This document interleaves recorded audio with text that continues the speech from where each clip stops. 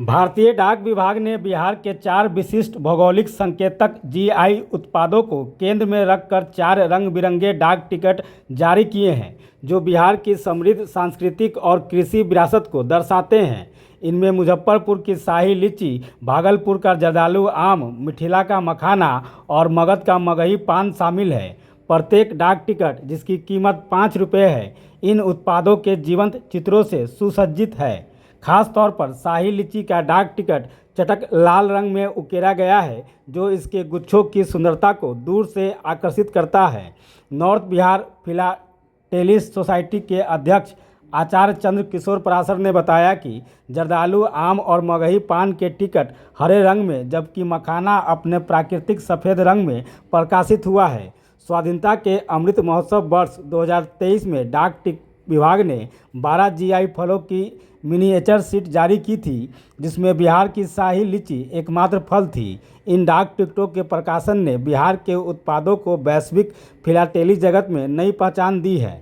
यह पहला अवसर है जब भारतीय डाक विभाग के 150 वर्षों के इतिहास में बिहार के 4 जीआई उत्पादों को एक साथ डाक टिकटों के रूप में प्रदर्शित किया गया है। ये टिकट मुजफ्फरपुर के प्रधान डाकघर के फिलाटेलिक ब्यूरो सहित देश भर में उपलब्ध है और संग्रहकर्ताओं के लिए आकर्षण का केंद्र बना हुआ है।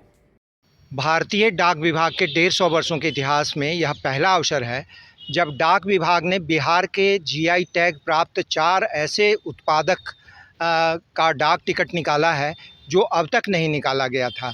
इसमें मुजफ्फरपुर की शाही लीची, मिथिला का मखान, भागलपुर का जर्दालू आम और मगध क्षेत्र का मगही पान है।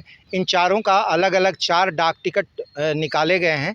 इसी सप्ताह ये चारों एक साथ रिलीज़ किया गया है और प्रत्येक डाक टिकट का मूल्य 5 रुपये रखा गया है।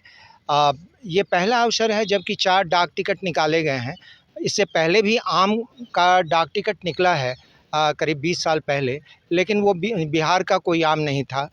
उसी प्रकार अन्य फलों का भी निकला है, लेकिन ये बिहार को विशेष दर्जा दिया जाना, ये इसके लिए डाक विभाग जो है वो धन्यवाद का पात्र है।